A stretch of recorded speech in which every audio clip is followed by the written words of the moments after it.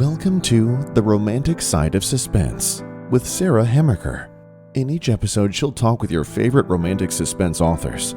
They will take you behind the scenes of the writing process, giving excerpts from their writing, and share stories about their writing life. Present Danger by Elizabeth Goddard. Former FBI Special Agent Jack Tanner is working as a detective in Montana when he comes across a body in the National Forest during a search and rescue mission. He's committed to finding the killer, even if it means working alongside his old flame, U.S. Forest Service Special Agent Tara Connors. When Tara discovers that the murder victim had ties to a powerful and dangerous trafficker of archaeological artifacts, the investigation takes a deadly turn, one that hits too close to home. As Tara fears she lacks the courage to face what comes next, Jack is more determined than ever to protect her. But he's failed her before. And if he fails this time, it will cost them far more than just their hearts. Hi, and welcome to this episode of The Romantic Side of Suspense. I'm your host, Sarah Hamaker, and I'm glad you joined me today. My guest is Elizabeth Goddard. She's sold more than 1 million books and the award-winning author of more than 50 novels and counting, including a lot of romantic mysteries and romantic suspense. So I'm glad that you're going to be on my show, so welcome. Thank you so much for having me, sir. I'm glad to be here.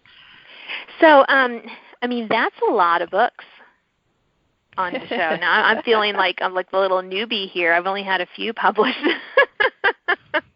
How long have you been working on writing and being published?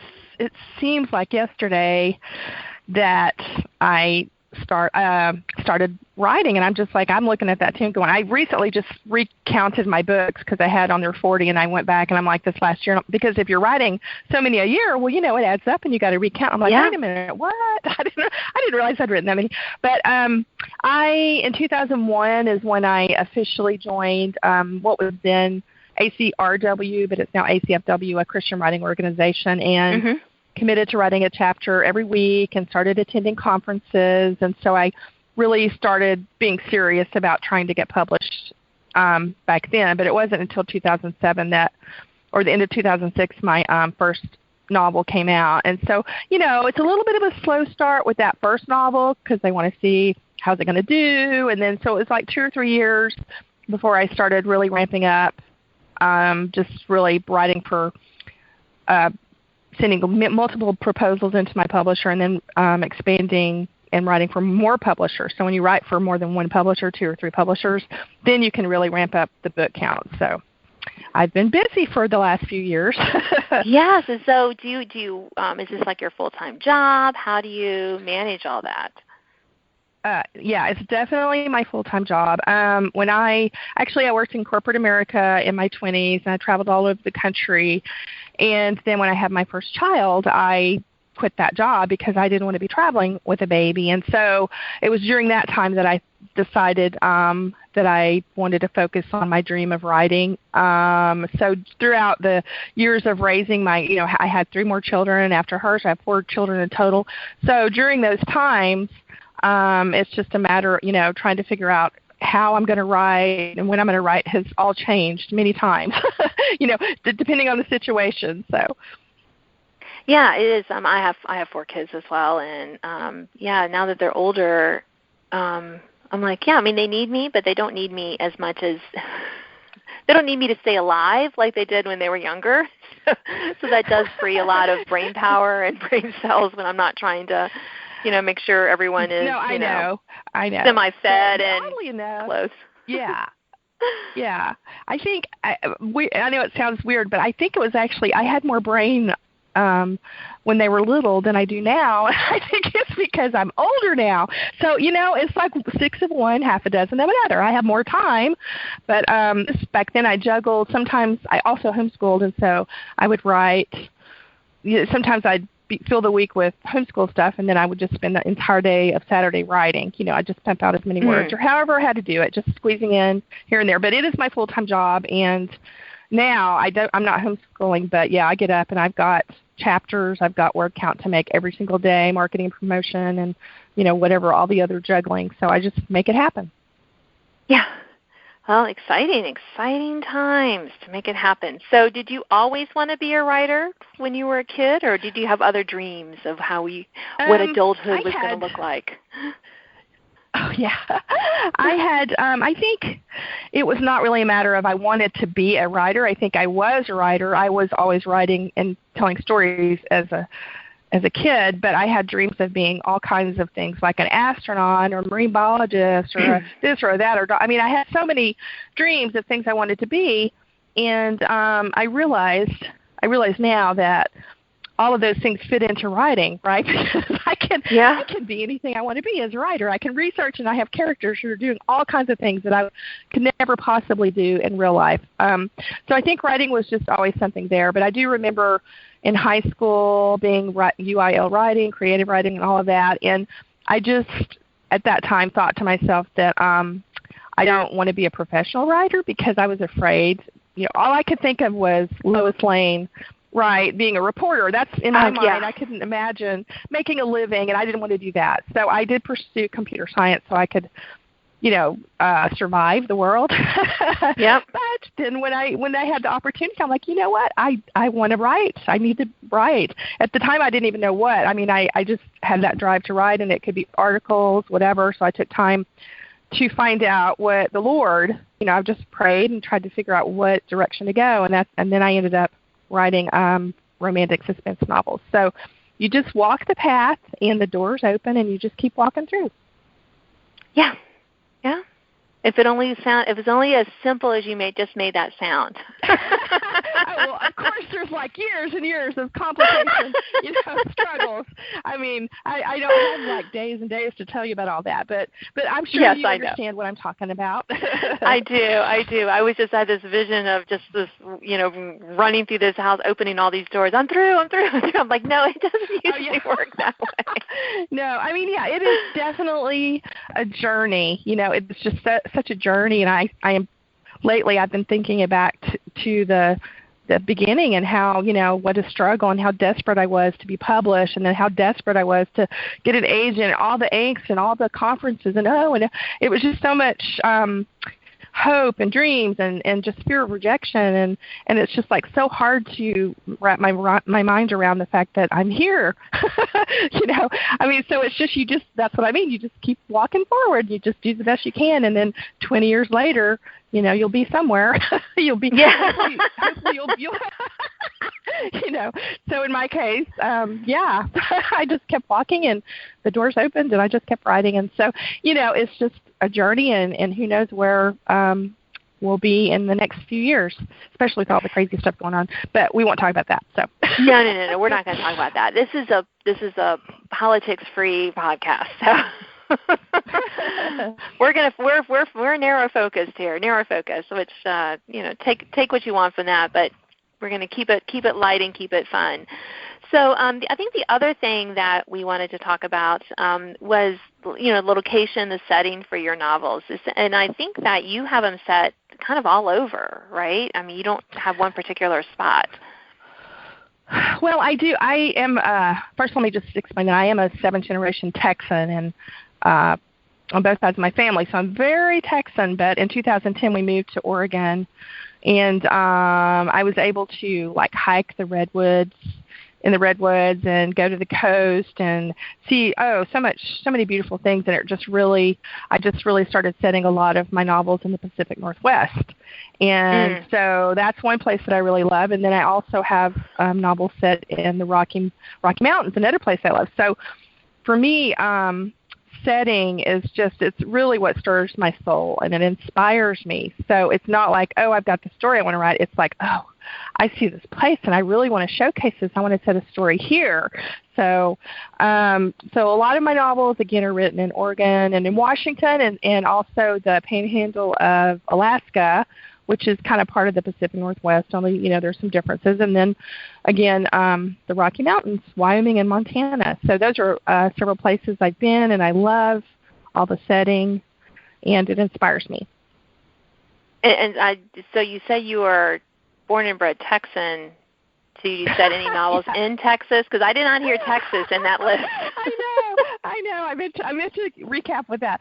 I'm trying to think. The only novel that is set in Texas is one that Love Inspired had asked me to write, a Texas Ranger in a continuity series where there's 2 other authors, and I wrote one of the books, and it was the Texas Ranger book. And so, that is my only book set in I love Texas, and I grew up there, and it feels like home, and most of my family lives there. But we would always take vacations when I was growing up to go to the mountains, to the Rocky Mountains, to Yellowstone National Park, and all these beautiful places. So that's kind of incited me to go see the beautiful places. And so now I can write about them, and now I live in Washington. I live near the beautiful places. So let's say that. But Texas is awesome. I was funny, though. I'm just pointing out. Actually, I do have to tell this one story that I actually was working on a proposal set in Texas. I'm trying to think, it was maybe 2012, and it was so hot. It was the summer. It was just so hot. Those 3 months of Texas blazing sun. And I thought, you know what? I do not want to be in this heat. So I wrote a proposal set in Alaska. and so I sold six books in that series. So just to get my head into the colder environment, I did that. So I don't know. I thought that's that was funny. Yeah. Yeah, no, I totally understand that. That's why I like to read, sometimes I like to read Christmas books in the summer. I live in Virginia, and it gets hot here. Not dry heat like Texas, but yeah, give me some cold. Give me some snow. Got it. Yep. Yeah, to do that. So, do you find there's something that you absolutely have to have when you write? Quiet space, coffee, or can you write anywhere? The things that I prefer to have, actually I have to have coffee before I do anything at all, not just writing, and actually someone else makes the coffee for me because I can't even make the coffee. I had coffee. That's another story altogether.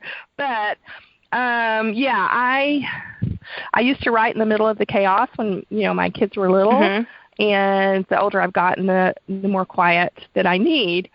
That said, as a professional writer, you just have to write no matter what, whatever you're doing, wherever you are. But yes, my perfect writing would be quiet. And then if I'm in the middle of like a really hard scene or just trying to get the word count out, I really prefer to have peanut M&Ms. I rely on those. It just, whatever it is, the sugar, the chocolate, I'm not sure. It just kind of powers my brain, and so that's something else that I really need to have. But it's not good for me in any way. No. So do you have to hide the stash from your kids? Are they out of the house now? They know not to touch it. They know not to touch it, and they often will actually buy me big bags of it. I'm trying to wean myself, but in desperate times, call for desperate measures. So yes, yeah. No, I'm just laughing because I have almost 4 teenagers in the house. So let me just say that if I have any kind of chocolate at all, if I want it, I have to hide it. So I hide it. Yeah. I would just take part of the Costco size, chocolate-covered raisins and put them in a little jar, and I hide it in my office so that nobody can see it but me. Oh, no, that's a good plan. Because I would right, and then I would think, we still have some peanut M&Ms, and I would go up to get a little handful, and they're be gone. And I'm I've got tired of that. So now, yes, I do tend to hide them from the children and have my little stash. Well, I am, as far as places to write or what I have to have, I do have a big, like a converted garage, that's another room, a big office, and it also has all my exercise equipment in it. But I also have an office in the dining room corner. I have a desk, and then I end up writing in my my recliner because it's so comfortable, and so it's just comfortable, and that's a great place to write. But it's really bad for my health. So this year I'm looking at trying to get a treadmill desk. I don't know how that's going to work, if that's going to be too distracting, but I really need to do something because, writing is really bad for your health. Yes, you're sitting, yeah. And eating M&Ms. I know. You're right. Eating M&Ms, I know. So I don't have a stash now because I'm like, okay. But every once in a while I just really want a couple, and then they're not there. So and one has to, But I don't know if I could I don't know if I could write standing up. I'm not sure. I have a feeling that the treadmill and me writing might not work well. I don't know if I'm coordinated enough. Yeah, I don't know either. I know people who do that. I have friends who walk 8 to 10 miles a day riding. You have to walk really slow, and then I have other friends who their neck hurts or, it just doesn't work for them. So I'm still trying to figure it out. Is it going to work for me or not? So, kind of to go back to the answer to your big question of is there certain things you need or whatever, I think, those things change over time. You have to adjust, and sometimes you need quiet or sometimes you can write in the middle or wherever. And as I said, that sometimes, if I've got a deadline, it doesn't matter if I have company, whatever. I'm just going to be writing in the middle of it. It's not my right. preference, Yeah. Well, I mean, hopefully they would understand. Yeah. Because this is their. But don't. They don't understand. No, I was going to say I don't think people really understand about writing, but that's another topic. They don't. If you're working from home, especially, they don't really understand that you're working. So, fully, I don't think they fully understand how hard it is to write a novel, but that's another topic. So, right. But I will say, this I have, as someone who has worked from home as a freelance writer and as a fiction writer too, for many, many years, that finally I feel like everyone realizes you can work from home and actually work. Oh yeah. If the pandemic has done anything, it's done well for us who were already home and already working and already apologizing for our children bursting in on our calls, right? And now they realize, oh yes, you can work from home, and it's hard. So, stop bothering me. I'm working. Really, I am. Yes, truly, I am. Somebody asked me. What did she ask? She said something about are you brainstorming or are you writing or when do you do all that? We were at a function and I looked at her and said, I'm writing right now. Yeah. In my head, you know what I'm saying? You're always coming up with stories, and every person is a character potentially, and so I'm always writing. We're always gathering. But I'm always exactly intel and information gathering. Yeah, I really have almost like taken pictures of strangers because I'm like, oh, I like that. But I've stopped myself because they were like too close. I couldn't do it like surreptitiously, and it would be pretty obvious I was snapping their picture. And right. So I'm like, I like that look, and I want to use it for one of my characters. Or I usually names are what gets me. When people, I'm like, oh, I love your name. Sometimes, depending on the situation, I'll say, I'm going to use that in a book, or Yeah. Sometimes I say nothing and use it in a book anyway, but Right. I know you have to gauge whether it's like kind of stalky-ish to say that, or if they're going to be flattered, or if they're going to say, Okay, whatever. Yeah, I can. Right. Well, we are almost at the end of our time here. This has been great, Elizabeth. So thank you so much for being on my show today. And thank you for having me. It's been fun. You have been listening to The Romantic Side of Suspense. I'm your host, Sarah Hamricker, and I'm so glad you've joined me today. My guest is Elizabeth Goddard. She's written more than 50 novels, and you can stay tuned for an excerpt from her latest, Present Danger. Now an excerpt from Present Danger by Elizabeth Goddard. Chance Carter should have known this last delivery wouldn't go down without a hitch. A monstrous thunderhead had popped up in a clear morning sky, and now loomed directly in his path as if forbidding, or at least challenging, his approach to his destination, a lone airstrip in Nowhere, Montana. As an experienced pilot and courier for an air freight company, inclement weather didn't concern him as much as the troubled feeling in his chest, which he'd been trying to ignore since takeoff. Given the cold, hard stone of unease that had settled in his gut, he'd failed miserably. Earlier this morning, back at the FBO, fixed-based operator, the rhythm of his flight prep had seemed off. Excitement hadn't jumped through his every movement, and the usual bounce to his step hadn't accompanied him while he worked through his pre-flight checks. If that hadn't been enough, dread had replaced the anticipation that had always filled him as he readied to climb into the cockpit of his Piper Cherokee 235, which he affectionately called Old Blue. Now, as he neared the airstrip, he shook off the apprehension and grabbed onto the assurance earned from years of experience and hours spent piloting. A good, strong headwind buffeted the plane, which was preferred for landing. He took comfort in the familiar deafening roar of the Piper breaking through his headset and droning in his ears. He wanted to focus on nothing but landing, delivering, and escaping.